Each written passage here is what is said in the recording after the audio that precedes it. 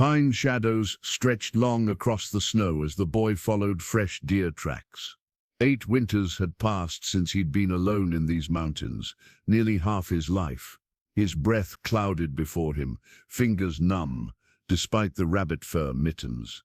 The storm was coming faster than expected. He needed shelter. And soon, when the treeline broke, he saw it, weathered planks against white, an old barn half buried in drifts. Desperation pushed him forward. The massive door groaned open on frozen hinges, revealing darkness beyond. The smell hit him first, not the expected mustiness of abandonment, but something else, something alive. As his eyes adjusted, he froze. There in the corner, something impossible awaited him. What forgotten memory stirred in the boy's mind as he stared at the impossible sight before him? The boy stood motionless, his breath suspended in the frigid hour. The figure in the corner was an old man, desperately thin, wrapped in layers of tattered blankets beside a small metal stove, barely keeping death at bay. Their eyes met, wild youth and weathered age, across a chasm of mutual incomprehension. 8 years of solitude had stripped the boy's memory of human faces. He clutched the wooden knife at his belt, carved from mountain pine, hardened in fire, and worn smooth from years of skinning rabbits and cutting kindling, his most precious possession. His mother had started teaching him to whittle before the storm. Before waking alone, he remembered fragments, urgent voices, equipment packed in haste, his father's hand gripping his shoulder too tightly. "Stay here, we'll be right back." The roar of wind, the waiting that never ended.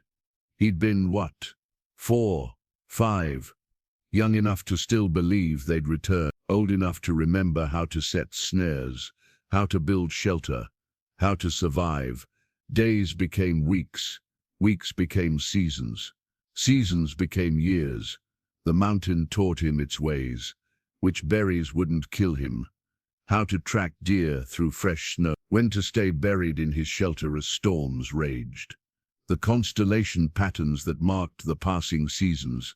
The boy had grown wild, his language reduced to half-remembered words. He sometimes whispered to himself at night. His den was a cave reinforced with branches and mud, lined with furs from his hunts. A stream nearby provided water. The forest provided everything else. He'd adapted, following animal migrations, learning to read the mountain's moods. His body had grown lean and tough, calloused hands and feet, nearly impervious to cold. His hair hung in matted tangles past his shoulders.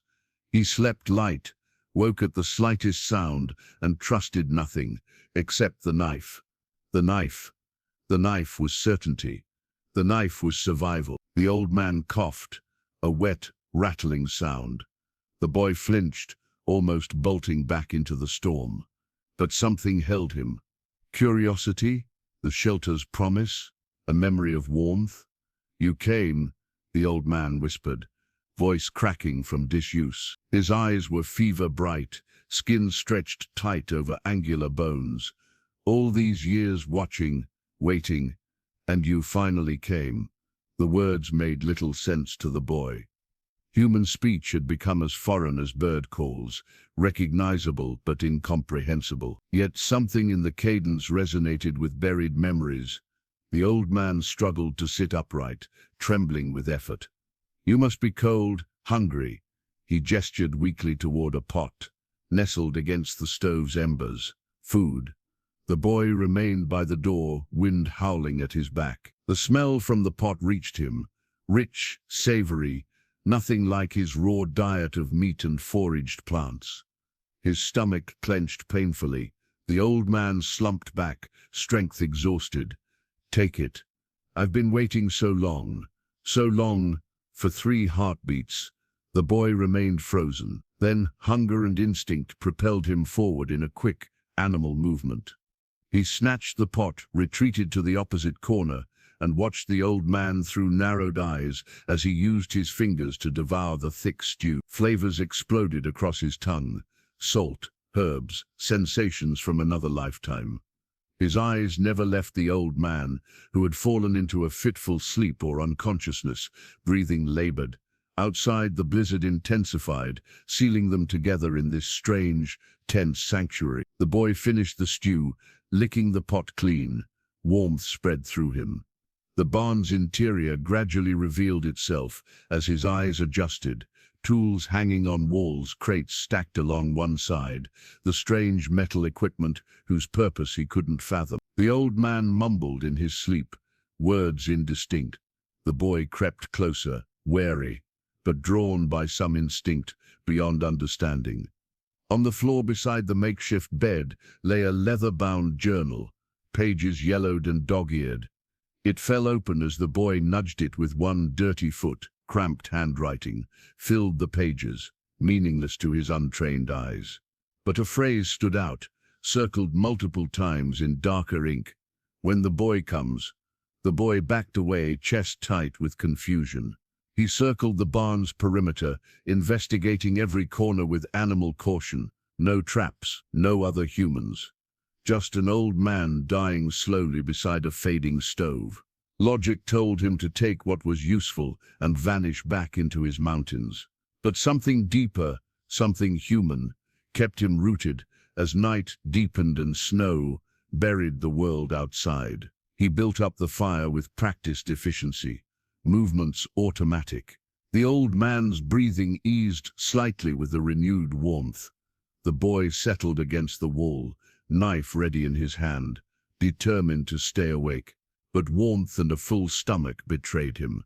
His eyelids grew heavy. For the first time in 8 years, he slept in the presence of another human being, drifting into dreams populated by voices he'd thought forgotten forever. Dawn arrived as a subtle lightening of shadows. The boy woke instantly, knife in hand, momentarily confused by wooden walls instead of his cave. Memory returned with the sound of labored breathing. The old man was awake, propped against a crate, watching him with rheumy eyes. Beside him lay a metal cup of steaming liquid. "You stayed," the old man said, voice stronger than yesterday. "I wasn't sure you would." The boy remained crouched, evaluating escape routes, threats, advantages. The storm had passed, but fresh snow would make travel difficult. "Tea," the old man said, gesturing to the cup. "You remember tea?" The word dislodged something. A woman's hands, a warm mug, steam rising. His mother. The boy's throat tightened. "You understand me," the old man observed. "But you don't speak much, do you? How long have you been alone up here?" The boy stared, unresponsive. "My name is Thomas Mercer." The old man's fingers trembled as he reached for a worn leather journal beside him. "I've been tracking weather patterns in these mountains for 15 years. Watching, waiting." He tapped the journal. "It's all in here." The boy edged closer, curiosity battling caution. "You've done remarkably well," Thomas continued. "I've glimpsed you occasionally, hunting, following deer trails. I didn't approach. Wasn't time yet."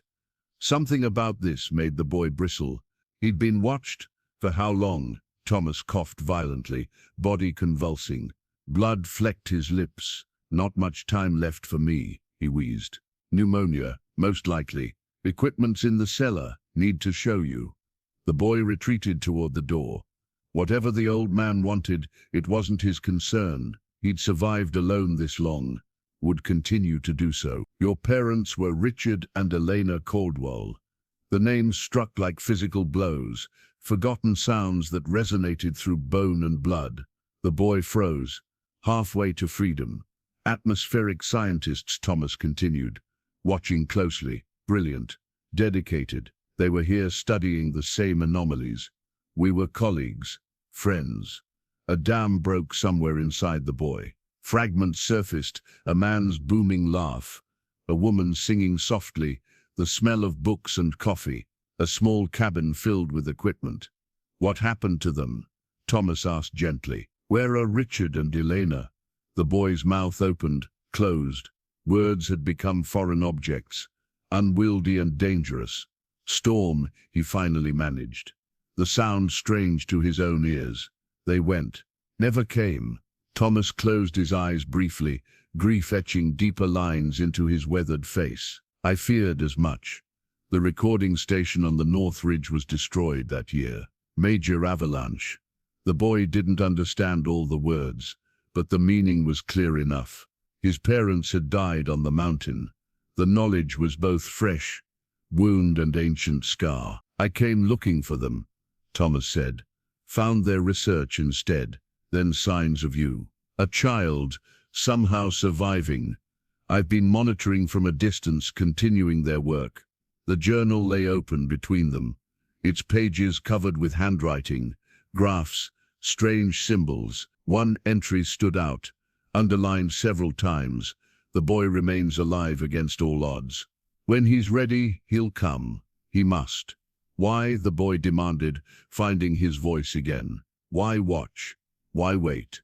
Thomas's expression hardened with urgency. Because what your parents discovered, what we've all been tracking, is happening faster than predicted. The patterns are accelerating, and someone needs to continue to warn others. None of this made sense to the boy. Adults and their mysterious concerns belong to another lifetime. You're the contingency plan, Thomas whispered. Richard made me promise. If anything happened, I'd find you, protect you, prepare you. For what? Thomas gestured toward a complex arrangement of equipment in the corner, dials, screens, antennas, to finish their work. To send the signal. Another coughing fit seized him, worse than before. When it passed, he fixed the boy with a fevered stare. I need your help, son. I can't do this alone anymore. And soon, you'll need mine. The boy's instinct screamed to flee back to his mountain, to the certainty of his survival routines. But those names, Richard and Elena, had awakened something long dormant. Curiosity, memory, perhaps even hope. Outside, wind moaned through pine branches. Inside, an old scientist waited for an answer, clutching a journal filled with secrets. Between them lay the invisible weight of promises made long ago and futures yet to unfold. 3 days passed in uneasy coexistence. The old man's fever worsened, leaving him delirious for hours. The boy found himself gathering snow to cool Thomas's forehead, feeding him broth melted from the strange preserved food stockpiled in crates. During moments of lucidity, Thomas would point to objects, naming them. The boy would repeat the words, rusty memories of language, gradually resurfacing. Pot, blanket, radio, fire. His voice grew stronger with use. You're a quick study, Thomas observed during a period of clarity. Like your mother. The boy stirred at this. Tell me, he said, the 2 words an immense effort. About Elena, Thomas smiled weakly. Brilliant woman. Could solve complex, atmospheric equations in her head. Loved poetry too, strange combination. She'd recite Frost while calibrating equipment. The boy closed his eyes. A woman's voice echoed faintly. The woods are lovely, dark and deep, and Richard, your father, built things, always tinkering. That weather station on the North Ridge, his design, supposed to withstand anything. Thomas's voice faltered. Almost anything. On the 4th morning, the boy returned from checking his snares to find Thomas sitting up, fever broken, sorting through a wooden crate. His hands trembled, but his eyes were clear. Better?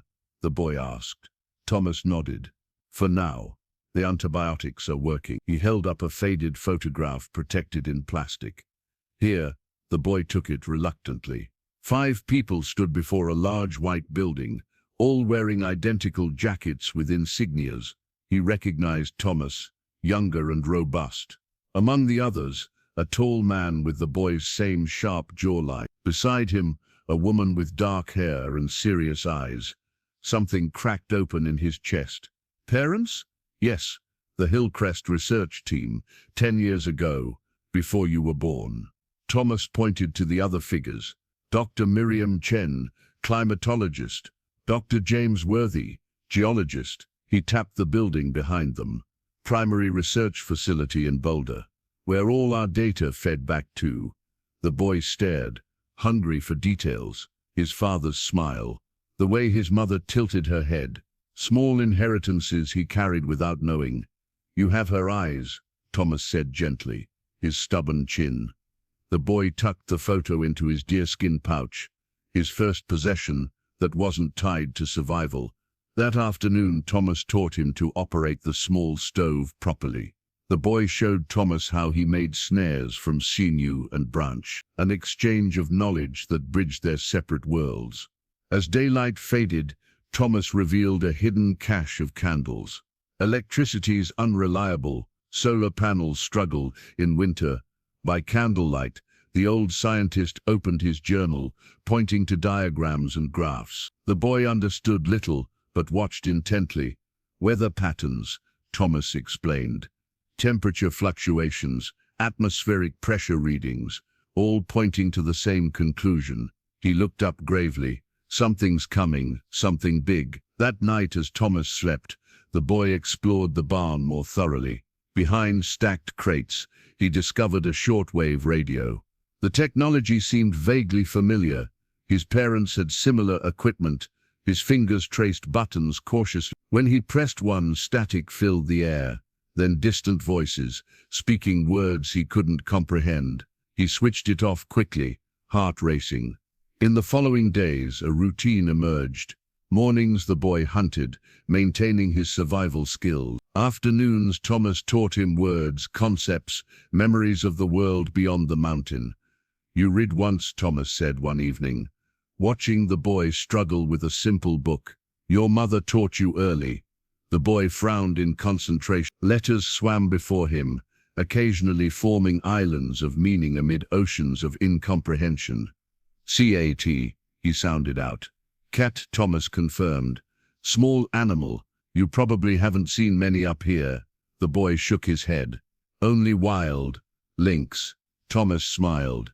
"You're remembering more each day." That night, as snow fell softly outside, the boy found himself standing guard as Thomas slept fitfully. The old man had saved his antibiotics, taking less than needed. His breathing remained labored. The boy fingered the photograph in his pouch. Parents, scientists, names and faces to replace the shadows in his memory. And with them, questions multiplying like spring leaves. What had they discovered that was worth dying for? What was Thomas waiting for? And what did any of it have to do with a boy who had learned to speak with the mountain and had forgotten how to speak with men? The shortwave radio became a nightly ritual. Thomas, strength gradually returning, would tune the frequencies as the boy watched, fascinated by voices from the outside world. News broadcasts, weather reports, occasional music, fragments of a civilization that had become mythical to him. "Your father built this model," Thomas said one evening, patting the radio's metal casing. "Modified it for mountain conditions." The boy ran his fingers over a small engraving he'd discovered on the back panel. RC1. Richard Caldwell's mark. "I want to tell you a story," Thomas said, settling into his makeshift bed of blankets and straw. "About why we came to these mountains in the first place." Outside, wind whistled through pine branches. Inside, the stove ticked as metal cooled. The boy sat cross-legged on the floor, waiting. 20 years ago, our team noticed something strange in the atmospheric data. Micro-fluctuations in temperature, pressure, wind patterns, small anomalies that shouldn't exist.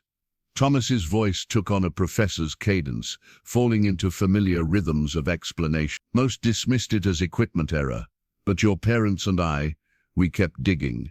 The patterns were too consistent, too structured." He paused, gauging the boy's comprehension. "We discovered these mountains act as a natural amplifier, the first place where the changes become detectable." The boy nodded, following the thread if not every word. "We established research stations throughout this range. Your parents took the North Ridge. I took this valley. Others spread across different elevations." Thomas coughed, then continued. "We were searching for the tipping point." Tipping point? The moment when small changes become irreversible, like imagine a cup at the edge of a table. Small pushes eventually send it falling. The radio crackled suddenly with a voice. "Emergency alert system. Unprecedented flooding in coastal regions continues, with authorities now acknowledging this marks the third 100-year flood event in 18 months. Scientists attribute the increasing frequency to Thomas reached over and adjusted the dial. It's happening faster than we predicted. The cup is starting to fall. That night, the boy dreamed of his parents for the first time in years, not as vague impressions but as the people from the photograph. His father adjusting equipment on a mountainside, his mother writing in a journal identical to Thomas's, both looking up at approaching storm clouds with professional interest rather than fear. Morning brought clear skies and a new determination in Thomas's eyes. "Today, I'll show you the rest," he announced. The boy followed Thomas to the barn's far corner, where a heavy rug concealed a trapdoor. It opened to reveal a steep staircase descending into darkness. "My real workspace," Thomas explained, lighting a lantern. "Power generators down there too. Limited fuel, so I use it sparingly."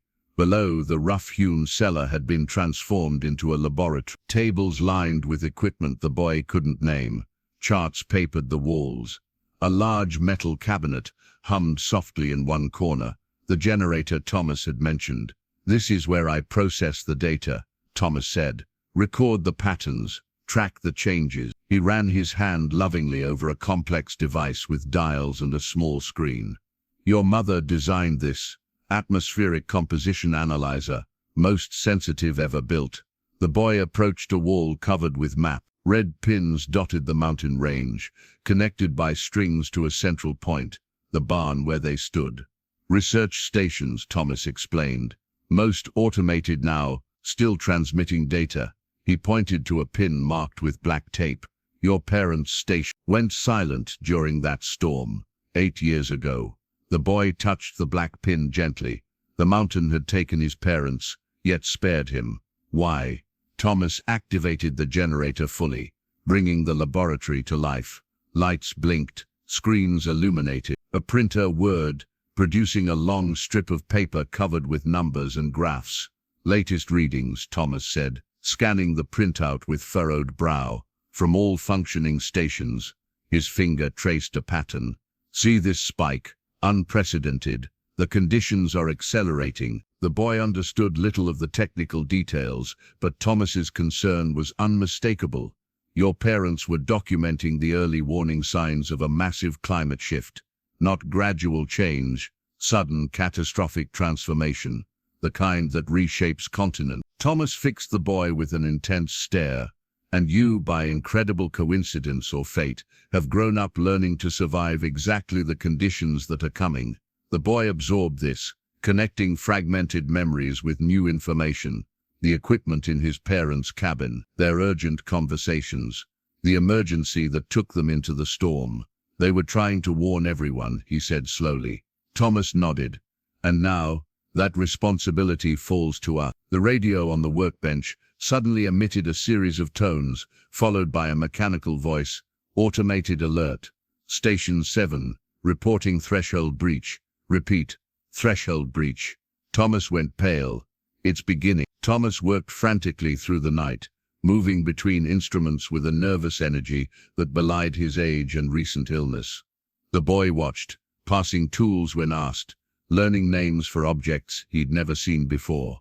Barometer, hygrometer, anemometer. Each word a puzzle piece in a picture, slowly forming. "Station 7 monitors the glacier melt rate," Thomas explained, printing another stream of data. "It surpassed all historical records. The feedback loop is accelerating." The boy nodded, understanding the concept, if not the specifics. Thomas had explained feedback loops using simple examples. How a small snowball rolling downhill gathers more snow, growing larger, moving faster. "We need to access the primary database," Thomas muttered, turning to a dust-covered computer terminal. "Everything your parents recorded is backed up there." As the machine hummed to life, Thomas turned to the boy. "There's something else I need to show you." He approached what appeared to be ordinary floorboards in the corner of the cellar. With practiced movements, he pressed a hidden mechanism. A section of floor slid away, revealing another staircase descending deeper. "The real laboratory," Thomas said. "What we actually came to these mountains to build." The boy hesitated, at the threshold of this new discovery. How many secrets did this barn hold? How deep did they go? Thomas disappeared below, lantern light casting his shadow in elongated shapes against rough stone walls. After a moment's hesitation, the boy followed. The air grew noticeably colder as they descended. The space at the bottom took the boy's breath away. A vast chamber carved directly into the mountain's heart. The thiel arched high above, supported by massive timber beams. The walls were lined with equipment far more sophisticated than anything above. At the chamber's center stood a structure that resembled nothing the boy had ever seen, a towering array of interconnected metal components, glass tubes and pulsing lights. It hummed with barely contained energy. "The resonator," Thomas said, voice hushed with reverence. "Your parents' life work, our collective masterpiece." The boy circled the machine slowly. "What does it do?" "It listens to the earth," Thomas replied, "and when necessary it can speak back." Thomas approached a control panel and activated a sequence. The chamber filled with sound, not mechanical noise but something organic. Waves crashing, wind howling, earth shifting, a symphony of natural forces somehow captured and reproduced. "The planet has rhythms," Thomas explained. "Frequencies that maintain balance. When those frequencies destabilize as they're doing now, catastrophic events follow." He gestured to the machine.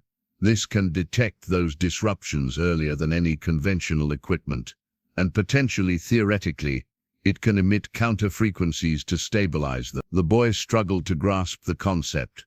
"Like healing." Thomas smiled. "Not a bad analogy. Think of it as acupuncture for the planet. Applying precise intervention at key points to restore balance." He led the boy to a wall of monitors displaying world maps, overlaid with swirling patterns of color. "Current conditions. Red areas show destabilization. Notice anything?"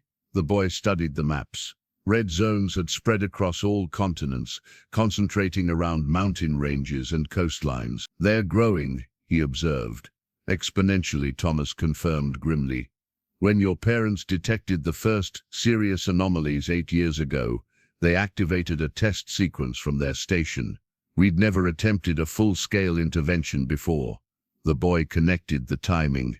"The storm." Thomas nodded heavily. "The system created unexpected feedback, magnified rather than stabilized. The resulting storm was localized, but intense, precisely where their station stood." His voice faltered. "We never anticipated that outcome." The weight of this revelation settled on the boy's shoulders. His parents had died trying to prevent a global catastrophe. Their own creation had killed them. The project was suspended afterward, Thomas continued. The others returned to conventional research. But I couldn't let it go. I knew the theory was sound. The calibration was wrong. He gestured to modifications visible throughout the machinery. "I've spent 8 years refining it, making it safe." The boy approached the central column of the resonator. Within a glass chamber at its heart, a small platform held what appeared to be ordinary soil and stone. "Samples from key locations," Thomas explained. "They serve as reference points, allowing the system to calibrate precisely to Earth's frequencies." A sudden beeping from above interrupted them. Thomas hurried back up the stairs to the first cellar level, the boy following close behind. The computer terminal displayed a warning message. New data flooded the screens: temperature spikes, pressure anomalies, unprecedented readings from multiple stations. "It's happening faster than I predicted," Thomas whispered, face illuminated by the screen's blue glow. "We may already be past the point of no return." For the next 3 days, Thomas barely slept. He moved between instruments, adjusting settings, recording measurements, muttering calculations. The boy brought him food, learned to read simple data points, and maintained the generator that powered their underground sanctuary. On the 4th morning, they emerged to check the weather station Thomas had installed on the barn roof. The sky had transformed overnight. Bruised clouds swirled in patterns the boy had never witnessed. The wind carried an unfamiliar electric charge, just as predicted, Thomas said, checking readings on the anemometer. Wind velocities increasing, barometric pressure dropping rapidly. He pointed to dark formations on the western horizon. Those cloud structures shouldn't exist at this altitude. The atmospheric layers are collapsing. The boy watched a flock of birds flying south with unusual urgency. Animals sensed the coming change. Back in the laboratory, Thomas activated the radio system, more sophisticated than the shortwave upstairs. He cycled through emergency channels, recording fragments of increasingly alarmed reports. Unprecedented flooding in coastal regions. Evacuations ordered for the entire eastern seaboard. Government officials refusing to comment on scientific reports that Thomas switched off the radio. Expression grim. It's global now. The tipping point we've feared for decades. He turned to a weather monitoring station in the corner, a complex array of screens displaying data from satellites and ground stations worldwide. The boy recognized the patterns from Thomas's lessons: temperature anomalies, pressure systems, oceanic currents, all showing unprecedented deviations. "I've been tracking these trends for 15 years, Thomas said. "Your parents even longer. What should have taken centuries is happening in months." He pointed to an ominous simulation. "This model predicts catastrophic climate destabilization within weeks. Coastal cities underwater. Agricultural regions transformed to desert. Cold zones becoming hot. Hot becoming cold." The boy struggled to comprehend the scale. He knew only his mountains, his survival routines. The wider world remained abstract. "Why did no one stop it?" he asked. Thomas laughed bitterly. "Oh, many tried, your parents among them. Reports were written, warnings issued. But humanity moves slowly, especially when change requires sacrifice." He gestured around the laboratory. This was Plan B. When conventional methods failed, a mechanical chime sounded from the main computer terminal. Thomas moved quickly to investigate, the boy following. "Threshold alert from Station 12. Thomas read, brow furrowed. "Mountain snowpack decreasing at exponential rates. Possible massive runoff event imminent." He looked up, alarmed. "We need to check the upper valley." They bundled in warm clothing and emerged from the barn. The temperature had risen dramatically since morning spring-like warmth in midwinter. They hiked to a ridge overlooking the valley where the boy had made his home for 8 years. What they saw confirmed Thomas's worst fears. The snowpack that should have covered the upper slopes had visibly receded. Small rivulets had formed, joining to create larger streams rushing toward the valley floor. "Early melt," Thomas said, "catastrophically early. When this accelerates, and it will, everything downstream will flood." The boy thought of his cave, the forest where he hunted, the delicate balance of life he'd come to understand, all threatened by forces beyond his control. "Can your machine stop it?" he asked. Thomas hesitated. "Possibly." The resonator was designed to emit stabilizing frequencies at planetary scale, but activating it requires precise calibration. One mistake could accelerate the process instead of reversing it. The memory of the boy's parents hung unspoken between them. They returned to the barn as the unnatural warmth continued to build. The boy noticed Thomas struggling for breath on the uphill sections, his recent illness still evident in his weakened state. In the laboratory, Thomas reviewed historical data alongside current readings. "The patterns match our most pessimistic models," he said. "We're witnessing a cascading climate event. Each system failure triggers others." He turned to the boy with unexpected intensity. "I need to teach you everything about the resonator. Quickly. How to monitor, calibrate, activate." "Why?" the boy asked, though he sensed the answer. Thomas gestured to his thin frame, the tremor in his hands. "I'm not well. Haven't been for some time. The pneumonia accelerated things. But," he shook his head, "if something happens to me, you'll need to complete this alone." The boy felt a cold fear unlike any he'd known in the wilderness. He'd learned to face bears, survive blizzards, endure starvation, but this, the weight of knowledge, of responsibility for something so vast, terrified him more than any physical threat. "I can't," he whispered. "You can," Thomas insisted. "You're Richard and Elena's son.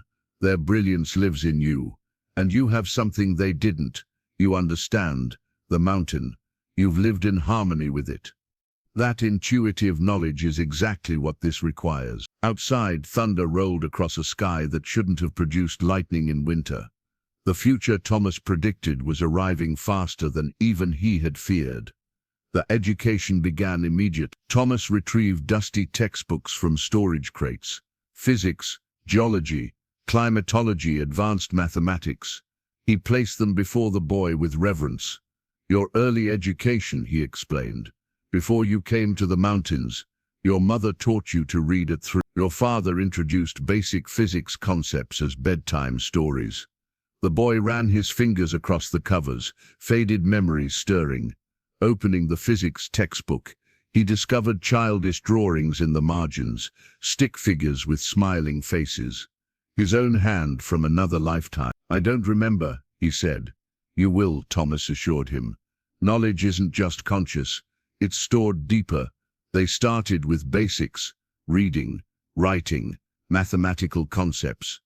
To Thomas's amazement, the boy progressed rapidly. Skills presumed lost re-emerged with minimal prompting, as if they had merely been dormant, waiting for the right catalyst. Muscle memory of the mind, Thomas observed, watching the boy solve an equation. Your parents laid a foundation strong enough to survive 8 years of wilderness. By the third day of intensive study, the boy was reading complete passages, performing calculations, absorbing scientific principles with intuitive ease. Each success unlocked further memories, sitting on his mother's lap while she explained weather patterns, helping his father build simple circuits. Rain is like a reset button for the atmosphere, he said suddenly, one afternoon, the words rising unbidden from some buried recess of memory. Thomas looked up sharply. Your mother's phrase exactly. She used that in her lectures. Outside, the unseasonable warmth continued. They took breaks from studying to check weather stations and monitor the accelerating snowmelt. The stream near the barn had tripled in volume, carrying winter away prematurely. The shortwave radio brought increasingly disturbing reports. Coastal flooding worldwide, unprecedented storm systems, agricultural disruptions, governments mobilizing emergency responses, declaring states of emergency across 7 counties as mountain runoff threatens dam infrastructure. Thomas nodded grimly. Just the beginning.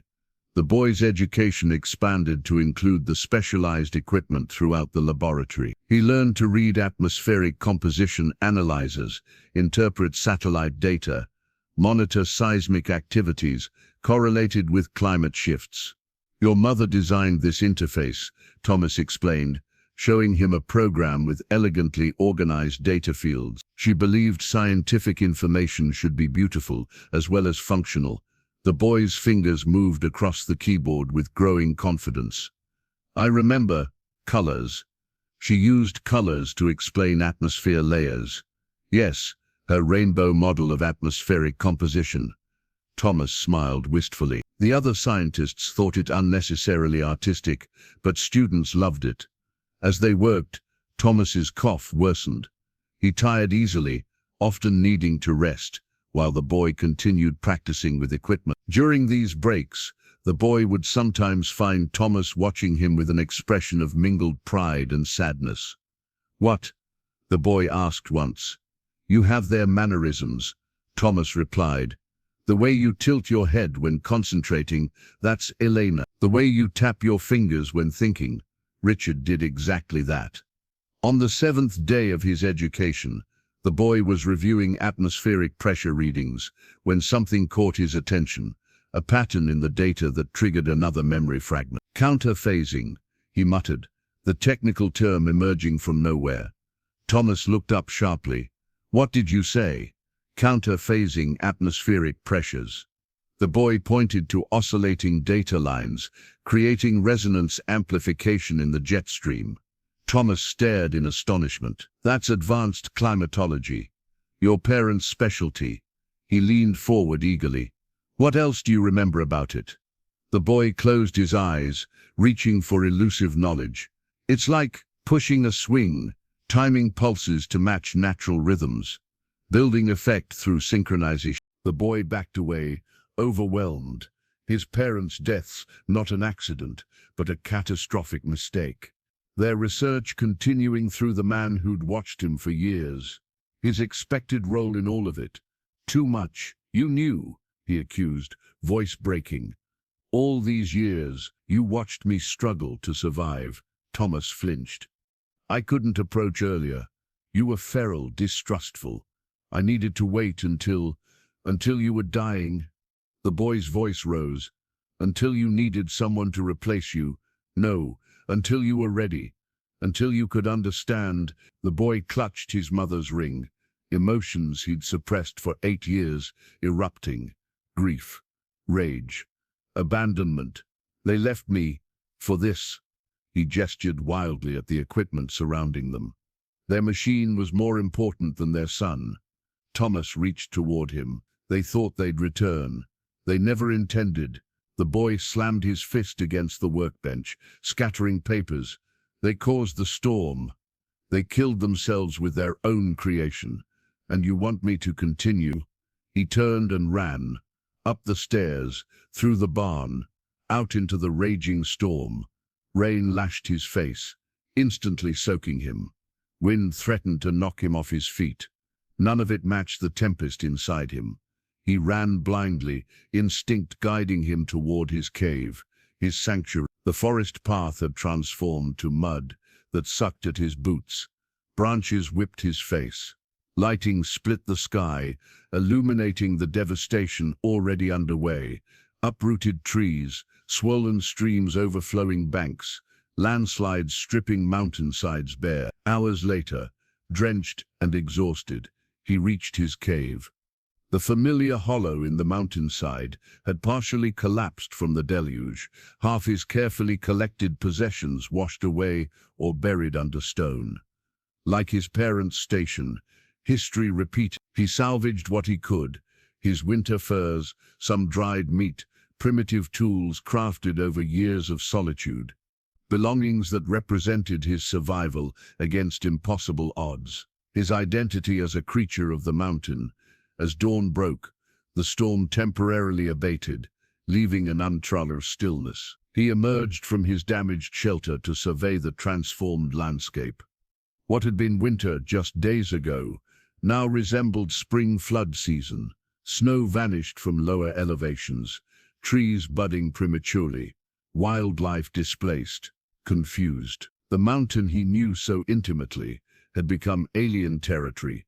He climbed to a ridge that overlooked the valley containing Thomas's barn. From this distance it appeared untouched, a solid human presence amid nature's chaos. Smoke rose from its chimney, Thomas maintaining watch, continuing his measurements, waiting. The boy felt the weight of his mother's ring against his chest, where he'd hung it beside his wooden knife. 2 inheritances, 2 identities, the scientist's son and the mountain survivor, both incomplete, both true. A coughing fit seized him, driven by night spent in wet clothes. As he fought for breath, fever clouded his vision. The mountain ridge seemed to undulate beneath him. His parents' faces appeared in the swirling mists, not as he remembered them from childhood, but as they must have looked in their final moments, realizing their mistake too late. He stumbled down the slope, disoriented, burning with fever. The landscape tilted, darkness encroached on his vision. He fell, tumbled, lost consciousness in a heap at the bottom of a ravine. Dreams came, vivid and strange, his mother explaining harmonics using ripples in a pond. His father building a toy resonator that played musical notes corresponding to weather patterns. Thomas younger, healthier, arguing passionately with colleagues. All flowing together, scientific language merging with primal survival instincts, equations dancing with hunting techniques. He woke to find himself back in the barn, lying on a makeshift bed. Thomas sat nearby, eyes closed, breathing labored. The old man looked years older than days before, as if the storm had accelerated his decline. "You found me," the boy croaked. Thomas opened his eyes. "Followed your tracks. Nearly killed me, but I couldn't let you." He trailed off, coughing, hypothermia, fever. You've been unconscious for 2 days. The boy struggled to sit up. The storm passed for now, but the readings, Thomas shook his head grimly. Global systems destabilizing faster than predicted. We're witnessing a cascade failure in atmospheric harmonics. The boy absorbed this, feeling hollow. Can your machine really help? Not my machine, Thomas corrected gently. Your parents, mine, yours. He leaned forward intently. I understand your anger. Your parents made a terrible mistake, but their intentions to save countless lives, to preserve the future, those were pure. The boy fingered the ring against his chest. I don't know if I can forgive them. You don't need to forgive to continue their work, Thomas said. You can do better than they did. Learn from their errors. He gestured toward the window, where unnatural colors painted a sky in turmoil. That's the legacy they would want. Not blind repetition, but evolution, improvement. Outside, thunder rumbled again. Another storm approaching, another harmonic unraveling in Earth's complex system. The boy closed his eyes, feeling vibrations through the floorboards, through his bones. For the first time he consciously sensed what Thomas had described. The planet's rhythms, increasingly erratic, desperately seeking balance. 3 days passed, as both the boy and Thomas recovered, one from physical fever, the other from the exertion that had nearly claimed his remaining strength. They monitored instruments in silence, each lost in private thoughts, as readings confirmed their worst fears. Weather stations worldwide reported unprecedented anomalies. Ecosystems collapsed. Infrastructure failed. On the 4th morning, Thomas spread hand-drawn maps across the workbench. They showed the mountain range in meticulous detail. Passes, valleys, watersheds, red X's marked locations throughout. Research stations, Thomas explained. Most automated now, still transmitting data. But there's one that requires physical access. He tapped a spot on the far side of the range.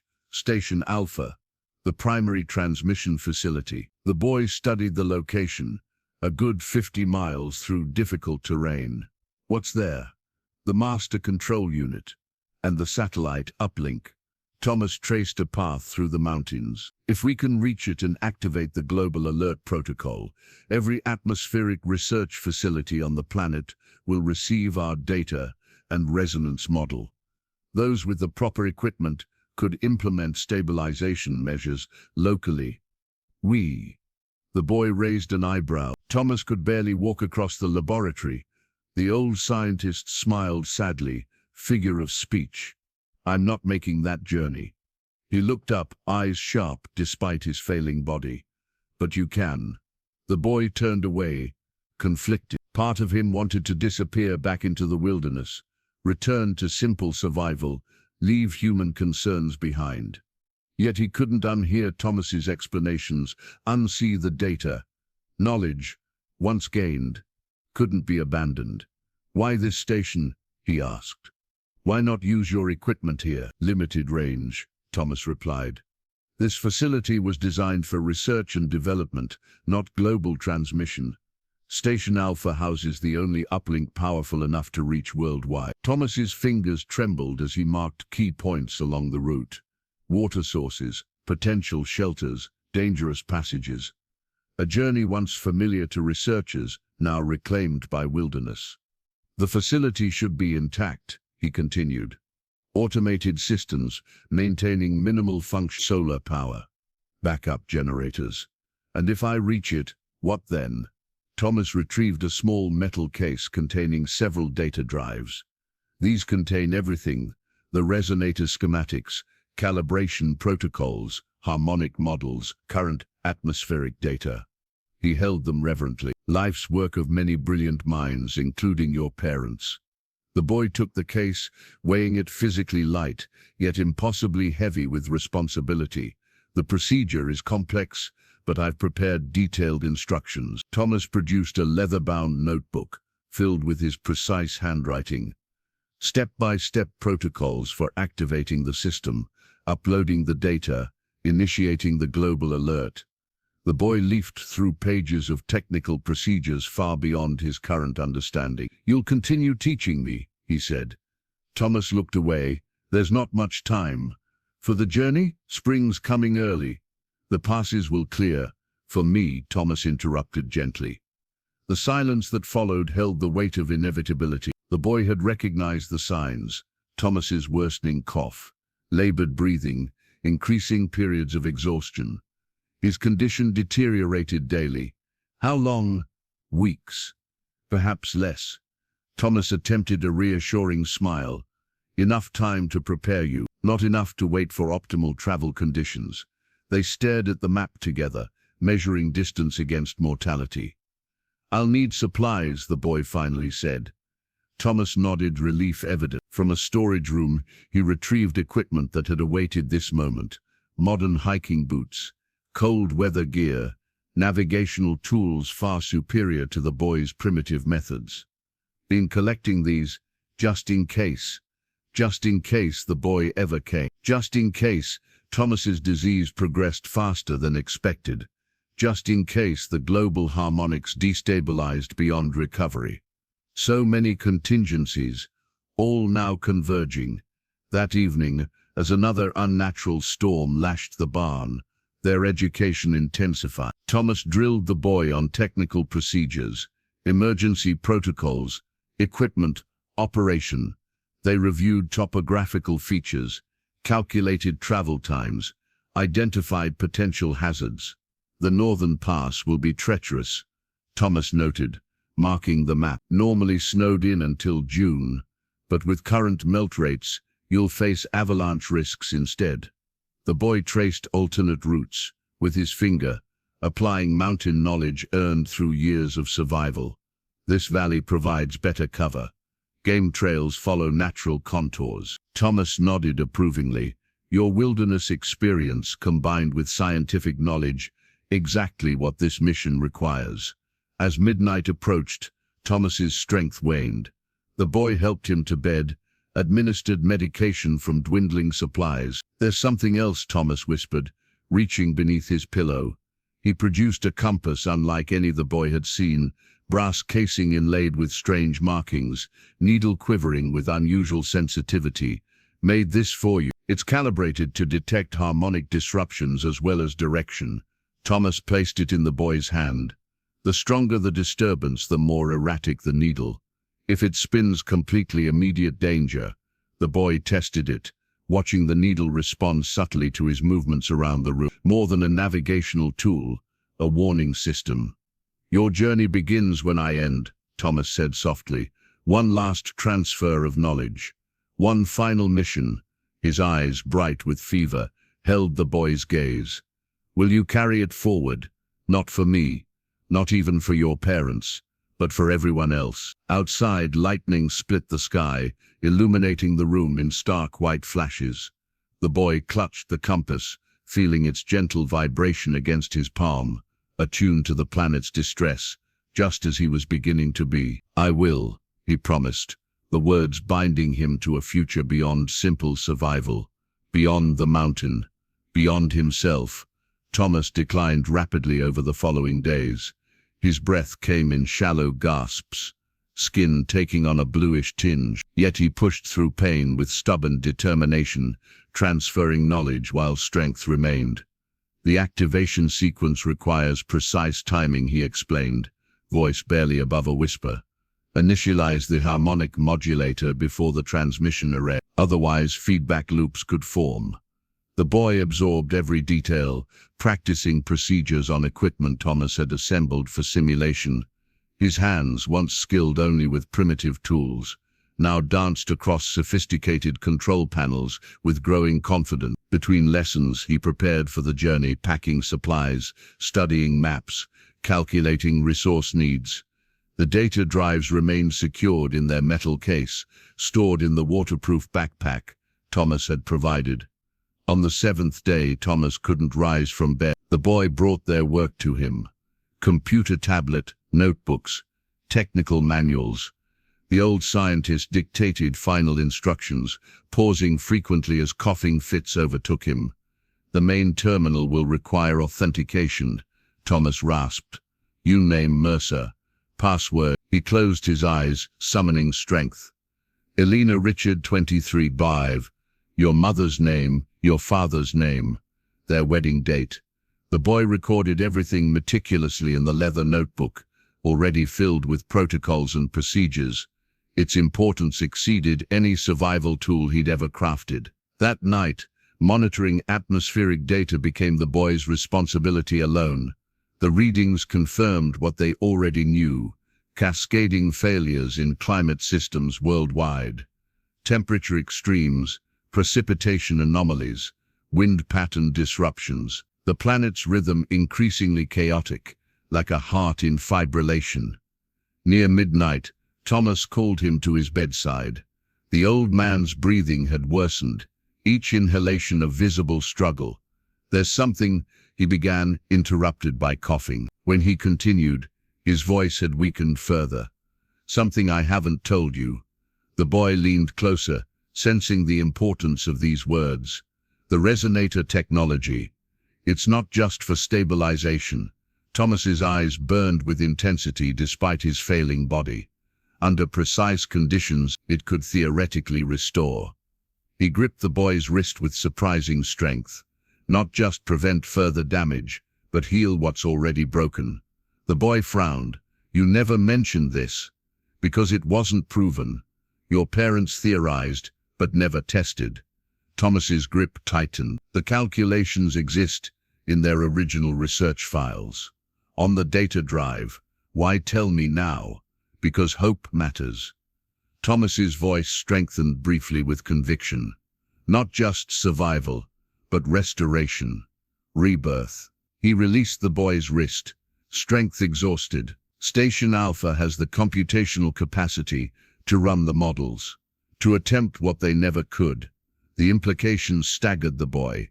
Not merely preventing worse catastrophe, but potentially reversing damage already done. Restoring balance not just to weather patterns, but to ecosystems, to the world he barely remembered. "How would I know if it's working?" Thomas smiled faintly. "You'll feel it, in the harmonics." His hand moved feebly toward the compass hanging at the boy's neck. "This will tell you when patterns stabilize, when balance returns." Through the night, the boy maintained vigil as Thomas drifted between consciousness and delirium. In lucid moments, the scientist offered final advice, technical adjustments, route recommendations, contingency plans. Near dawn, Thomas beckoned him closer, voice barely audible. "Last request," he whispered. "After, take me outside, under the sky." The boy nodded, throat tight. "Your parents would be proud," Thomas continued. "Not just of what you'll do, but who you are. Wild and wise. The perfect bridge." As morning light filtered through the barn's windows, Thomas gripped the boy's hand one final time. "Remember, the sequence matters. Modulator first, then transmission array." His eyes held the boy's with fierce intensity. "Don't repeat their mistake." The light in those eyes faded gradually, breath slowing until it ceased entirely. The transition was gentle, a scientist's observations ending, data collection complete. The boy sat motionless, processing this new solitude, different from his years alone on the mountain. Then, he hadn't known what he'd lost. Now, knowledge brought sharper grief. When the sun reached midday, he honored Thomas's request. Wrapping the frail body in clean blankets, he carried his mentor outside. The day was unnaturally warm, trees budding prematurely under a sky streaked with cirrus formations that shouldn't exist at this altitude. He placed Thomas on a flat rock overlooking the valley, positioning him to face the mountain range he'd studied for decades. The scientist appeared peaceful, a man who had carried responsibility until someone else could shoulder it. The boy gathered stones, building a cairn over the blanket-wrapped form. A wilderness burial with scientific precision, each stone placed for maximum stability, the structure designed to withstand erosion. A fitting memorial for a man who had bridged disciplines. As he placed the final stone, he felt the compass at his neck vibrate. The needle spun momentarily, then steadied, pointing not north, but towards Station Alpha, as if Thomas's passing had transferred its allegiance to the mission ahead. "I promise," the boy said simply, the words carried away by wind that smelled of change. He adjusted the backpack containing humanity's hope, checked the compass once more, and began his journey toward the future. The boy remained at Thomas's grave until sunset, watching as changing light transformed the landscape. Mountains that had been white all his conscious life now revealed bare patches, rock and soil exposed prematurely by unnatural warmth. The world transforming before his eyes. Back in the barn, he conducted final preparations with methodical precision. The pack contained essential supplies, food concentrates Thomas had stockpiled, water purification tablets, first aid supplies, the precious data drives, equipment, unfamiliar yet increasingly comfortable, GPS device, emergency radio, weather-resistant clothing that put his animal hide garments to shame.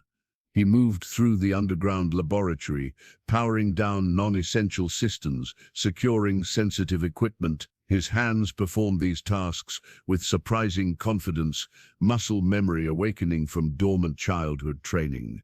In the resonator chamber, he stood silent before the massive machine that had claimed his parents' lives and Thomas's devotion. Its quiet hum resonated with something inside him, a connection he didn't fully understand, but increasingly felt. "I'll try," he whispered, touching the central column briefly. Not quite a promise, not quite a prayer. That night he slept in his usual corner of the barn, wrapped in furs despite the modern sleeping bag Thomas had provided. Some habits of survival remained comforting. The wooden knife rested beside him, a talisman from his wilderness years. Around his neck, his mother's wedding ring hung alongside Thomas's compass, both gently warm against his skin. Dreams came vivid and strange, his parents adjusting equipment as storm clouds gathered. Thomas younger, healthier, explaining harmonics to colleagues who shook their heads skeptically, himself as a small child building toy weather stations from block past and present, merging, forming pathways toward an uncertain future. He woke before dawn, alert and resolved. After a final check of systems and supplies, he sealed the barn door with Thomas's key. The structure that had changed everything stood silent behind him, its secrets secured until, if he returned, the journey began in twilight. Compass guiding his path southeast toward the distant Station Alpha, he moved with the efficient grace developed through years of wilderness survival, but now augmented with technological advantages, lightweight equipment, detailed maps, nutritionally optimized rations. As daylight strengthened, he paused on a ridge overlooking the valley containing Thomas's barn. From this distance, it appeared unremarkable, just another human structure reclaimed by wilderness. Nothing to suggest the revolutionary technology hidden beneath, the knowledge transferred, the mission launched. "Thank you," he said simply, words carried away by wind. The first day's travel covered familiar territory, forests where he'd hunted, streams where he'd fished. Yet even these known landscapes had transformed. Vegetation emerging too early, wildlife behavior altered. The natural rhythms he'd internalized now syncopated, offbeat. That evening, he made camp in a sheltered hollow, building fire with practiced efficiency. The compass rested on a flat stone beside him, needle occasionally quivering as if detecting distant disturbances. The boy studied Thomas's leather notebook by firelight, reviewing critical procedures, committing sequences to memory. Morning brought heavy rain, warm, unnatural precipitation that should have been snow at this elevation. He traveled through downpour, modern gear keeping him relatively dry. By midday, the deluge transformed mountain streams into raging torrents. One crossing nearly claimed him, frigid water surging suddenly with meltwater from higher elevations. Only quick reflexes and a lifetime of wilderness instinct saved him from being swept away. He made less distance that day than planned, forced to detour around flooded lowlands and unstable slopes. The journal noted warnings about such conditions, accelerating effects of harmonic disruption. On the third morning he ascended above treeline, entering alpine terrain still partially snow-covered. The path grew treacherous, ice patches hidden beneath deceptive slush, rock faces slick with moisture. Progress slowed as safety demanded caution. The data drives he carried were too precious for reckless speed. Near dusk the compass began vibrating intensely. Its needle swung erratically, confirming what his senses already detected: atmospheric pressure dropping rapidly, temperatures fluctuating unnaturally. Storm building. He located shelter beneath an overhanging rock face, reinforcing it with branches and his emergency tarp. As darkness fell, the storm arrived with frightening intensity. Lightning struck nearby peaks with unprecedented frequency. Thunder rolled continuously. Vibrations felt through bedrock. Wind screamed through mountain passes, carrying debris torn from forests below. The harmonics were deteriorating faster than Thomas had predicted. Planetary systems approaching critical instability. In his makeshift shelter, the boy reviewed maps by headlamp light. If weather permitted, tomorrow would bring him to the range's central divide. Beyond lay unfamiliar territory, the network of valleys and ridges leading to Station Alpha. He checked his GPS unit against Thomas's hand-drawn maps, confirming position. 22 miles covered, approximately 30 remaining. Under normal conditions, 3 more days of travel. Under these conditions, unpredictable. As lightning illuminated his shelter in strobing flashes, he removed the metal case containing the data drives. Confirmation that they remained secure despite the day's hazards brought momentary relief. Outside, the storm's intensity surpassed anything in his experience. Not merely weather, but the planet's systems crying out in distress. Harmonic disruption made manifest. The compass spun continuously now, unable to find stable reference in a world increasingly unbalanced. He cupped it in his palm, feeling its vibration match his own anxiety. "I'm hurrying," he whispered, as if the small instrument could transmit his words to the wider systems it monitored. "I'm trying." Sleep came fitfully that night, interrupted by storm surges and the weight of urgency. Each day of travel meant countless lives affected worldwide by accelerating climate chaos. Each hour of delay potentially pushing the planet's harmonics beyond recovery. Dawn brought brief respite, clouds temporarily exhausted, winds momentarily calm. He packed quickly and continued upward toward the divide, racing the next atmospheric disturbance clearly visible on the western horizon. The mountain divide loomed before him, a jagged ridgeline historically impassable until late summer.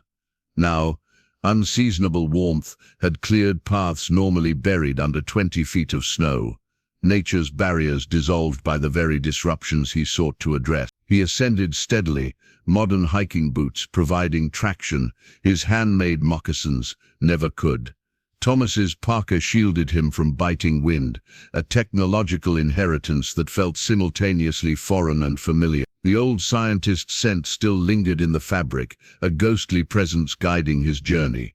The GPS device marked his progress with clinical precision, but the boy found himself relying more on instinct and observation. Technology could map coordinates, but couldn't read the mountain's mood, the way certain rock formations channeled wind, how snow patterns revealed hidden crevasses, which cloud formations presaged severe weather. Near midday, he reached the summit ridge. Before him stretched unknown territory, the eastern slopes he'd never explored during his years of isolation. From this vantage point, the devastation became fully apparent. Entire valleys that should be snow-covered lay bare and brown. Streams had become rivers. Rivers had become raging torrents, carving new channels through suddenly vulnerable terrain. The compass vibrated continuously now, needle swinging in agitated circles, planetary disruption made visible in a small brass instrument. He consumed an energy bar from his rations, comparing the view with Thomas's maps. Station Alpha was nestled in a protected valley approximately 20 miles southeast.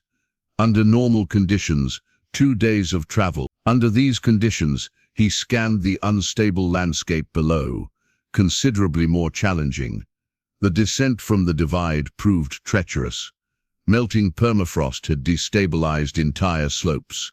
Twice he narrowly avoided landslides, sensing the subtle vibration seconds before Earth gave way. His wilderness-honed reflexes merged with scientific understanding, recognizing that thermal expansion had weakened previously solid ground, calculating safe pathways based on geological composition. By late afternoon, storm clouds gathered again with unnatural speed. He sought shelter in a stand of stunted pines, reinforcing his position against expected wind. Rain arrived horizontally, driven by gale-force gusts that bent trees at precarious angles. The disrupted jet stream Thomas had described was visible in the clouds' unnatural movements, circular rather than linear, creating localized atmospheric vortices. Night descended early under dense cloud cover. The boy reviewed his position by headlamp. 14 miles from Station Alpha as the crow flies, but the intervening terrain would require circuitous routing. The GPS screen displayed topographical features, but he supplemented this with Thomas's handwritten notes about seasonal watersheds and unstable formations. The storm intensified throughout the night. Twice he relocated as rising water threatened his position. Sleep came in fragments, vigilance necessary for survival. During one brief respite, he dreamed of the resonator, its humming presence calling to him across miles of wilderness, urging faster progress. Dawn revealed a transformed landscape. An entire mountainside had collapsed during the night, damming a valley stream. The resulting lake was rising rapidly, threatening to breach its unstable barrier. When it did, the resulting flash flood would devastate everything downstream. He altered course, climbing to higher ground, seeking paths less vulnerable to hydrological chaos. The detour would add miles but avoid potentially lethal hazards. Thomas's voice echoed in memory. The mission matters most. No heroics. Survival first. The day brought punishing travel across exposed ridgelines. Wind threatened to tear him from narrow paths. Twice he was forced to rope himself to sturdy outcrops during the strongest gusts. The mountain was becoming actively hostile, as if resisting his progress toward the facility that might heal it. In mid-afternoon, something caught his eye, a flash of unnatural color among rocks below. He descended cautiously to investigate. Partially buried under recent landslide debris, a weather monitoring station lay crushed, but recognizable. Its solar panels shattered, transmission components exposed to elements. According to Thomas's map, this was Outpost 17, one of the automated data collection points, feeding information to the central systems. Its destruction represented another sensory organ lost, another data stream silenced as the planet's condition worsened. He salvaged what he could, a backup battery pack, some waterproof covers that could reinforce his own gear. As he worked, his fingers recognized the equipment designs, similar to toys his father had once let him handle. Memories surfaced of small hands turning knobs under patient guidance. By evening, exhaustion demanded rest, despite the urgency of his mission. He established camp in a rock cleft, offering minimal protection from escalating weather. The compass vibrated so intensely it seemed almost alive, warning of worsening conditions beyond mere meteorological concerns. Thomas's parka protected him from rain, but nothing could shield him from the growing certainty that planetary systems were approaching irreversible thresholds. Each atmospheric disruption now triggered others, cascading effects amplifying across interconnected cycles. He removed the data drives from their protective case, verifying their condition. These small devices contained humanity's best hope, the collective genius of scientists who had recognized the crisis before most acknowledged its existence. His parents' legacy, Thomas's life work, his own inheritance and burden. Through driving rain, he studied the rough map sketched in Thomas's journal, tracing tomorrow's route towards Station Alpha. The facility should be visible from the next major ridge, if weather permitted any visibility at all. Almost there, he whispered to the compass, to the data drives, to the ghosts of those who had entrusted him with their life's work. Hold together a little longer. Whether he addressed the failing planetary systems or his own exhausted body remained unclear, even to himself. Dawn arrived without visible sunrise, just a gradual lightening of omnipresent storm clouds. The boy emerged from his shelter stiff and unrested. Checking his GPS against landmarks, he calculated 9 miles remained to Station Alpha. Under normal conditions, achievable in a single day. Under these conditions, he surveyed the ravaged landscape, considerably more challenging. He descended into a narrow valley, where a stream had become a dangerous torrent. The crossing marked on Thomas's map, a simple rock hop during normal conditions, had transformed into a churning maelstrom, 50 feet across. The water carried entire trees, boulders, debris from higher elevations. The compass vibrated frantically against his chest. The needle spun continuously now, unable to establish reference in a world of disrupted magnetic and atmospheric conditions. The boy studied the surging water, calculating options. No safe crossing point appeared within visible distance. Attempting to forge directly across invited death by drowning or blunt trauma.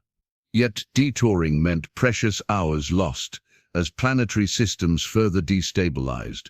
He followed the stream's edge southward, seeking narrower passage. After an hour, he discovered a massive tree that had fallen partially across the torrent. Its upper branches still clung to the far embankment, creating a precarious natural bridge. The trunk sat at a steep angle, waterlogged and slippery. Spray from the raging current below reduced visibility. Every instinct warned against this crossing, yet necessity demanded risk.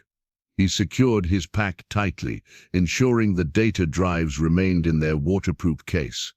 The wooden knife, his talisman from wilderness years, he tucked securely against his chest. If he fell, survival would depend on more than primitive tools, but the familiar weight provided psychological comfort.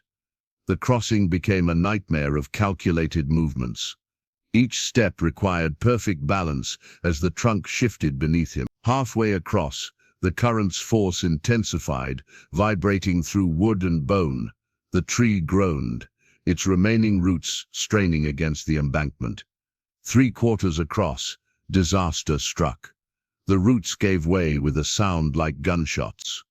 The boy lunged forward as the trunk swung downstream, fingertips catching exposed roots on the far side. For agonizing seconds, he dangled above churning water, legs thrashing for purchase against the muddy bank. With desperate strength, he pulled himself upward, scrambling onto solid ground as the tree that had been his bridge was swept away in seconds. The backpack containing humanity's hope remained secure, though his clothing was soaked and one knee bleeding from impact with rock. Resting briefly to calm his racing heart, he surveyed what the crossing had gained him. Ahead lay the final ridge, separating him from Station Alpha's valley. The terrain appeared marginally more stable on this side, less affected by flash flooding, though still showing signs of premature thaw and erosion. He ascended steadily through afternoon, the ridge growing steeper as elevation increased. Windy intensified with height, forcing him to crouch during the strongest gusts. The temperature fluctuated wildly, dropping 20 degrees, then rising again within minutes, as competing air masses battled in destabilized patterns. Near the summit, an unnatural formation caught his attention, a sheet of ice spanning between rock faces, creating a translucent bridge across a deep chasm. Such ice formations typically melted by early summer, but this one remained despite the general thaw affecting surrounding areas. The boy approached cautiously. According to GPS and Thomas's map, this crossing provided the most direct route to Station Alpha. Detouring around the chasm would add hours, possibly days given the deteriorating conditions. He tested the ice bridge with 1 foot, assessing thickness and stability. The surface remained solid despite air temperatures well above freezing, a microclimate anomaly where cold air remained trapped in the narrow gorge. Yet signs of deterioration were evident in water droplets forming on the underside, small cracks developing along edges. The crossing would be risky but possible if attempted immediately. Each passing hour would further weaken the structure. The compass vibrated urgently, as if confirming the need for haste. He began crossing with methodical care, distributing weight evenly, testing each step before committing, moving in a smooth rhythm that minimized impact. Halfway across, a sharp crack echoed through the gorge. A fissure appeared in the ice, propagating rapidly from edge to edge. The boy froze, calculating. Running might trigger complete collapse. Retreating offered no advantage over continuing. The far side lay marginally closer.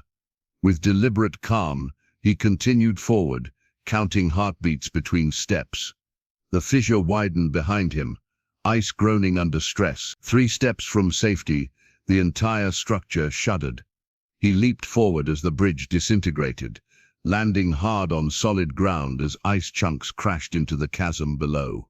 For several minutes, he lay catching his breath, aware of how narrowly he'd escaped. The mountain was deteriorating beneath him, around him. Meteorological chaos mirrored in geological instability. Thomas's models were proving grimly accurate. Late afternoon brought him to the ridge summit. Clouds temporarily parted, granting visibility across the final valley. There, nestled against the far mountainside, a structure of glass and metal gleamed in momentary sunlight. Station Alpha, primary transmission facility, humanity's potential salvation. The boy's exhausted spirits lifted briefly at visual confirmation of his goal. The station appeared intact, solar arrays still positioned to catch available light. No obvious damage visible from this distance. The compass's frantic spinning slowed momentarily, as if acknowledging progress. The needle oriented briefly toward the facility before resuming its erratic movement. As darkness approached, the boy established a final camp on the protected side of the ridge. Tomorrow would bring the last leg of his journey, a descent into the valley, then ascent to the station itself. Below in the valley, an unnatural mist gathered with alarming speed, swirling in patterns that defied normal air movement. The atmospheric disruption was accelerating, harmonics deteriorating toward irreversible thresholds. The boy removed the data drives once more, verifying their condition after the day's hazards. Everything intact. His parents' research, Thomas's refinements, Earth's potential salvation contained in small devices he'd carried across mountains, transformed by the very crisis they addressed. Almost there, he whispered to the drives, to himself, to whatever forces might be listening. Just hold together one more day. Whether he referred to the planet's systems, Station Alpha's functionality, or his own determination remained unclear, even to himself. The descent into the valley proved more challenging than anticipated. What appeared from above, as gentle slopes revealed themselves as unstable scree fields and crumbling ledges. 3 times he was forced to backtrack, seeking safer routes as sections of mountainside gave way beneath his feet. The unnatural mist thickened as he descended, reducing visibility to mere yards. Moisture clung to his skin with unusual persistence, neither quite rain nor fog, but something between, another symptom of atmospheric layers mixing in ways they shouldn't. By mid-morning he reached the valley floor. According to GPS, Station Alpha lay 2 miles ahead, nestled against the opposing mountainside. In the obscuring mist, the facility remained invisible, despite its proximity. The valley itself had transformed into treacherous wetland. What should have been an alpine meadow had become saturated bog, as permafrost melted and water accumulated with nowhere to drain. Each step required careful testing of ground that appeared solid but often wasn't. Midway across, he encountered evidence of the disruption's progression, a stand of trees partially submerged in newly formed pond. The trees had died recently, needles still clinging to branches, but turned russet brown. Their root systems, adapted for dry alpine conditions, had drowned as water tables rose unpredictably. The compass vibrated with increasing urgency as he navigated the transformed landscape. Its needle swung wildly, confirming what his senses already detected: atmospheric pressure fluctuating rapidly, magnetic fields disrupted, energy patterns destabilizing. Thomas's journal had described this phenomenon as harmonic cascading disruptions in one planetary system triggering others, amplification rather than dampening, positive feedback loops, accelerating toward critical thresholds. By early afternoon, the mist briefly thinned, revealing Station Alpha ahead.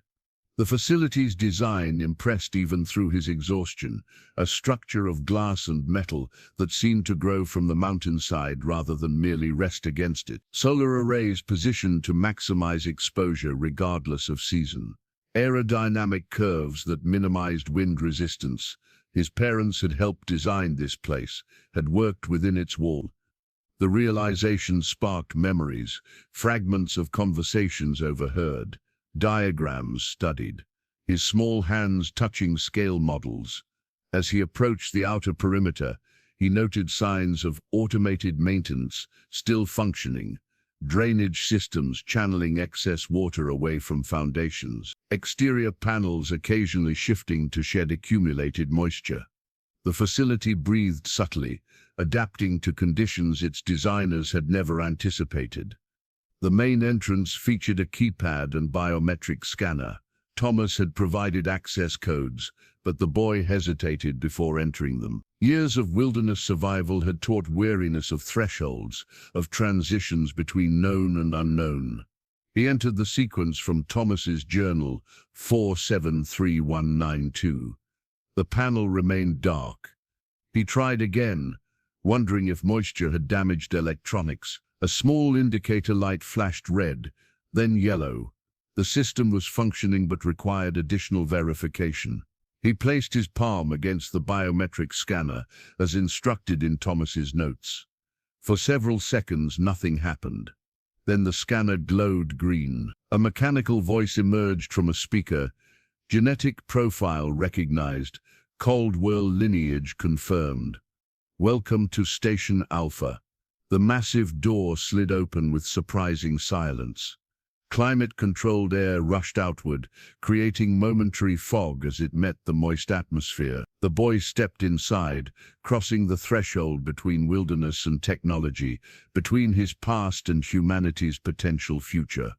The entrance sealed behind him with pneumatic hiss.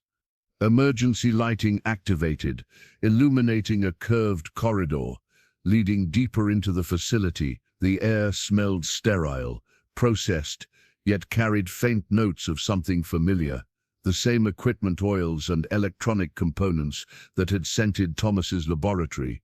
He followed the corridor toward the central chamber, described in Thomas's journal. Doors branched off to laboratories, living quarters, storage areas, all dark now, powered down to minimum levels by automated systems after years of human absence. The central operations room appeared exactly as Thomas had described. A circular chamber dominated by a holographic projection system currently inactive.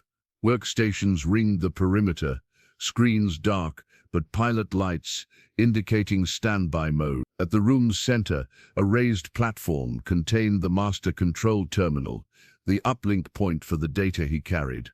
Following Thomas's instructions, he located the primary power controls and initiated restart sequences. The facility hummed gradually to life around him, lights strengthening, systems booting, environmental controls optimizing.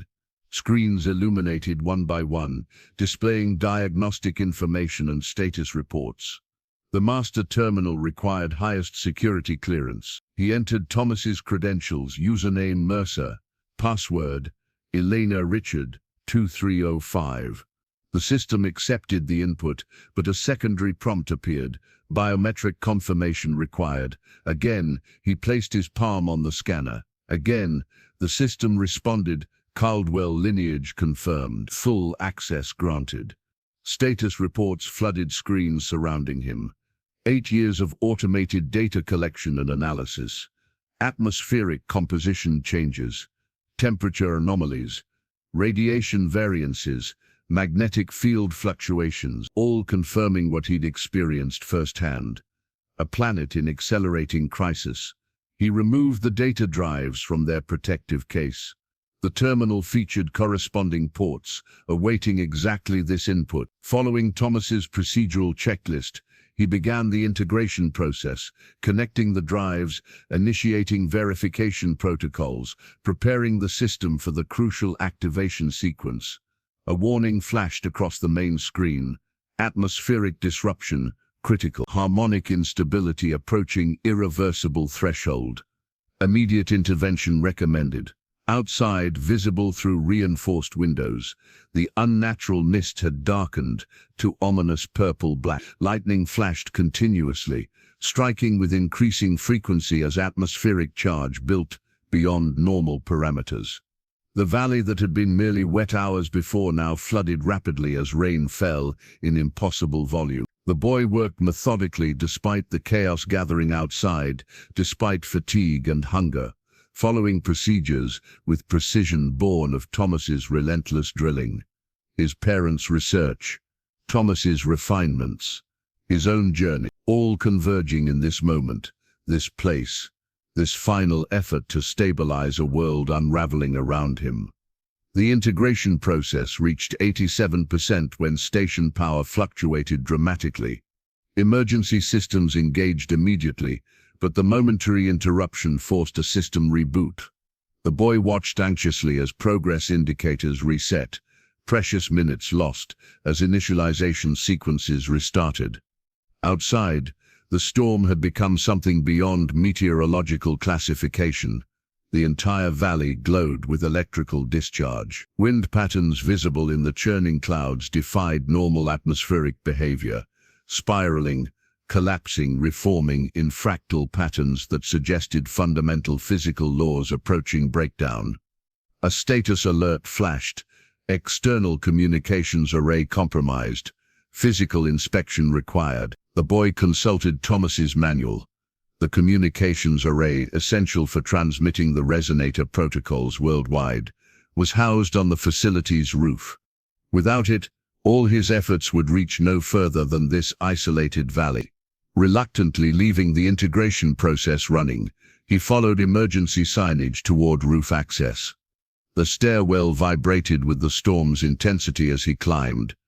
The door to the roof required override codes from Thomas's journal, metal bolts retracting with mechanical protest. Wind nearly tore the door from his grasp as he emerged onto the exposed platform. Rain struck horizontally with stinging force.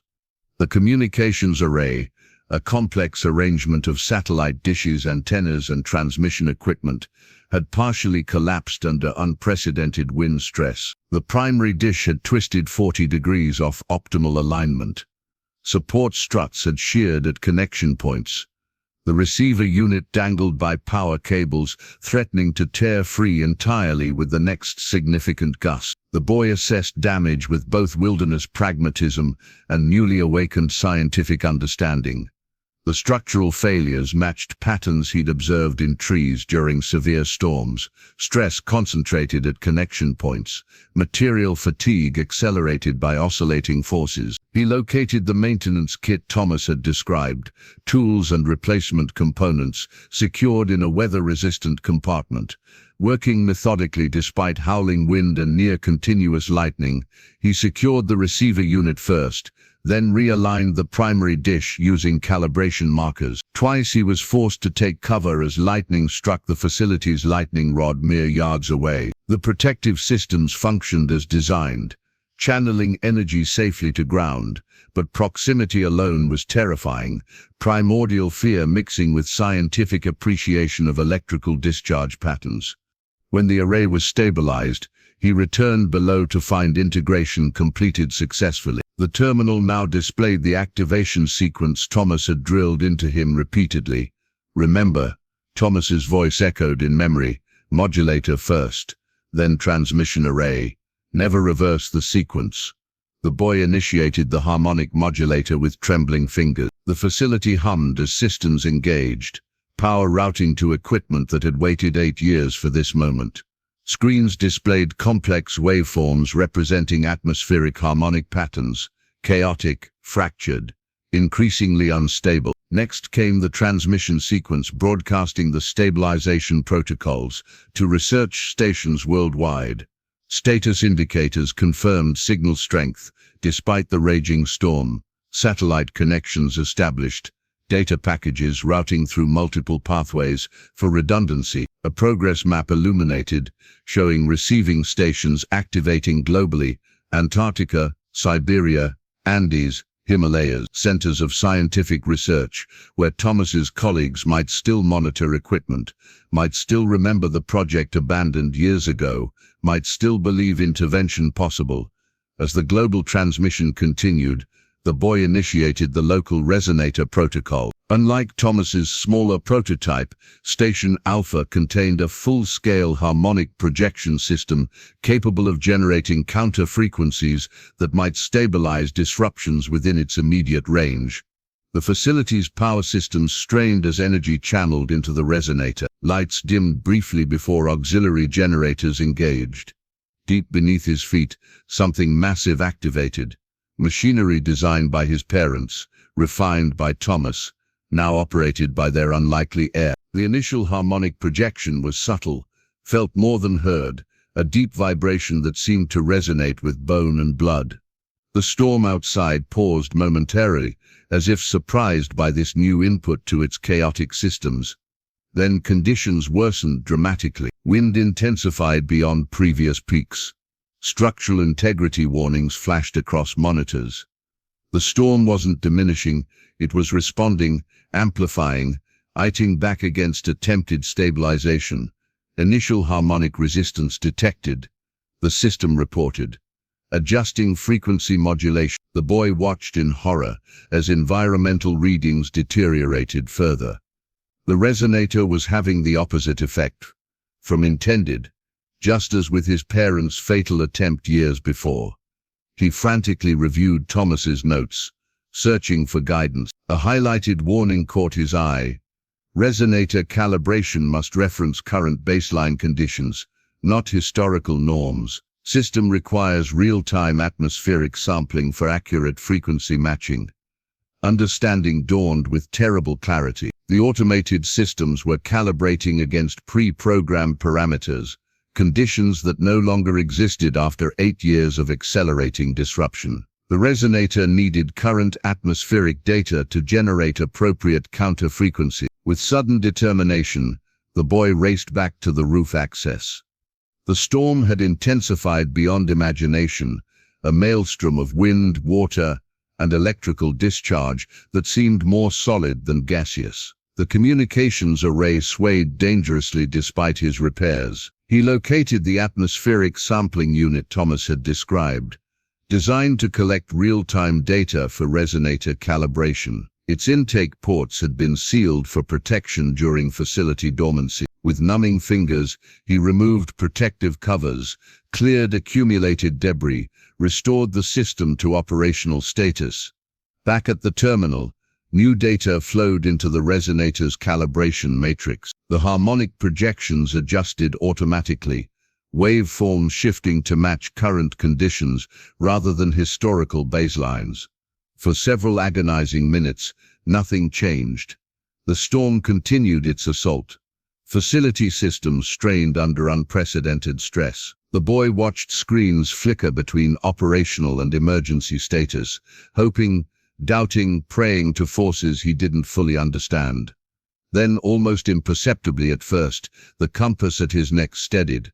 Its frantic vibration calmed gradually. The needle, which had spun continuously for days, slowed its rotation, trembled, and finally oriented toward magnetic north. On monitoring screens, harmonic patterns began shifting from chaotic oscillation toward emerging order. Not stability yet, but the first hints that stabilization might be possible, that the planet's systems might respond to the intervention, that balance might yet be restored. The communication array transmitted these refinements worldwide. Status indicators confirmed reception and implementation at connected facilities. A truly global response activated, guided by the data he'd carried across transformed mountains. Harmonic resonance achieving phase alignment, the system report preliminary stabilization detected in upper atmospheric layers. Outside, the storm's fury began to diminish, not suddenly but gradually, like a creature exhausting itself after prolonged rage. Wind patterns shifted toward more natural circulation. Electrical discharge decreased in frequency and intensity. The unnatural mist thinned, revealing glimpses of normal clouds forming at appropriate altitudes.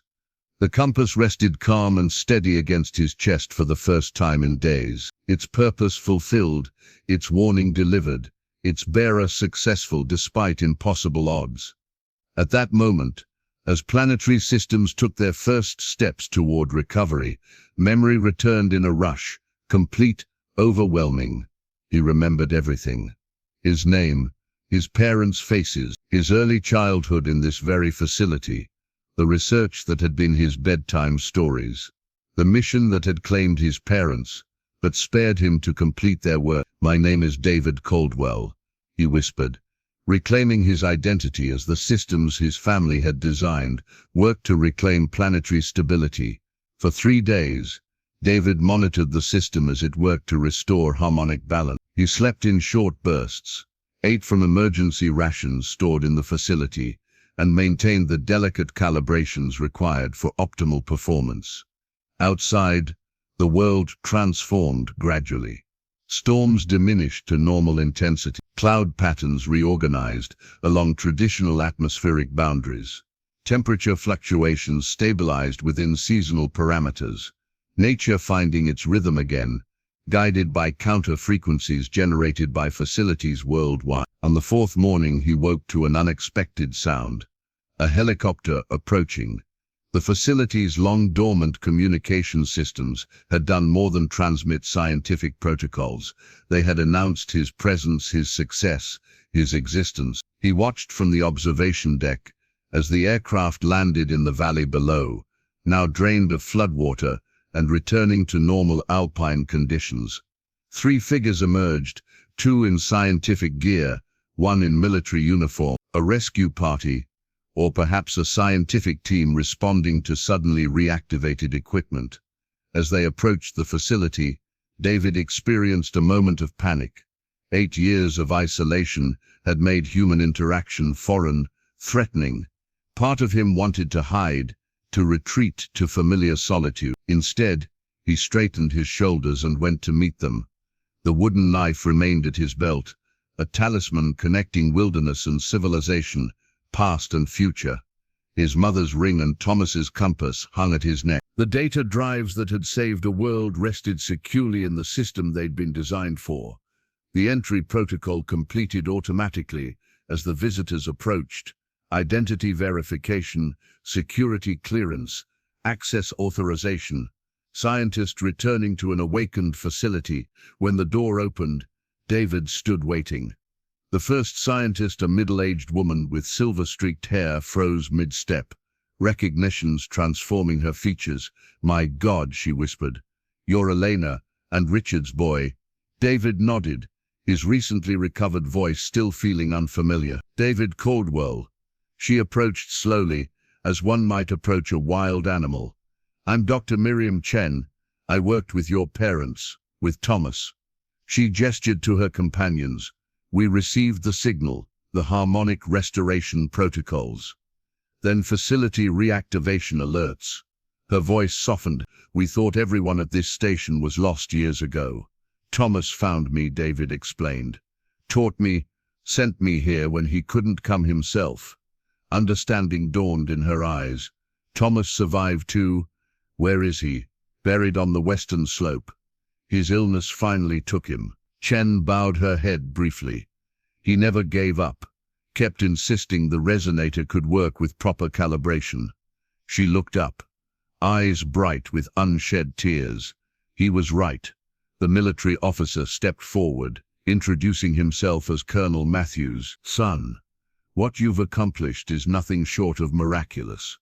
The atmospheric stabilization is working globally. Extreme weather events decreasing hourly. Climate systems re-establishing normal patterns." The second scientist, younger, eager, gestured toward the monitoring stations. The harmonic resonance patterns are self-sustaining now. The intervention created a cascade effect, but positive this time. Systems reinforcing stability rather than chaos. They brought him aboard the helicopter, promising return visits to retrieve the data drives and document Thomas's modifications properly. As they lifted off, David pressed his palm against the window, watching Station Alpha diminish below. The facility where he was born, where his parents had worked, where Earth's healing had begun. The flight path took them over the mountain range he'd traversed, peaks and valleys now returning to seasonal norms, snow rebuilding on higher elevations, streams confined to proper channels, the natural order reasserting itself with surprising speed once the underlying harmonics stabilized. They passed over Thomas's barn, now visible from above as a small structure amid recovering forest. David felt a pang of loss for the man who'd bridged his two lives, who'd preserved his parents' legacy until he could reclaim it. At the regional research center, doctors examined him, marveling at his physical condition after 8 years of wilderness survival. Psychologists approached cautiously, aware that his reintegration would require patience. Officials debriefed him gently about Thomas, the resonator, the journey. A week later, they brought him something unexpected, a photograph found in Station Alpha's personnel archives, his family, together, smiling outside the facility, his mother's arm around his 4-year-old shoulders, his father's hand resting proudly on his head. The scientists he'd become, the child he'd... That evening he stood alone on the research center's observation deck, watching stars emerge above mountains, slowly healing. The compass hung quiet at his neck, its urgent warning delivered, its mission complete. His mother's ring caught starlight, a circle connecting past to present. From this vantage point he could see distant peaks where his cave lay, where he'd learned the mountain's ways. Beyond them, Thomas's barn, where science had re-entered his life. Further still, Station Alpha, where those worlds had merged to save a planet. "We did it," he whispered to absent listeners, his parents, Thomas, the mountain itself. "We fixed what was broken." A scientist approached respectfully, waiting for acknowledgement before speaking. "There's a call for you, Mr. Caldwell," the Secretary General. "They're establishing a global monitoring network based on your parents' research. They want you involved, your unique perspective, your experience with both the scientific models and natural systems." David considered this bridge between worlds, the wilderness child and the scientist's son, both parts of his identity now integrated, like the harmonic patterns stabilizing Earth's systems. "Yes," he said simply. The wooden knife remained at his belt as he turned toward the future, a reminder of resilience, of survival, of the natural wisdom that had saved him so he could save everything else. Not a relic, but a continuing tool for whatever challenges lay ahead. In the night sky above, weather patterns resumed their ancient sustainable rhythms, balance returning, harmony restored. A boy from the mountains had found an old barn, and what he discovered inside had indeed saved his life and countless others.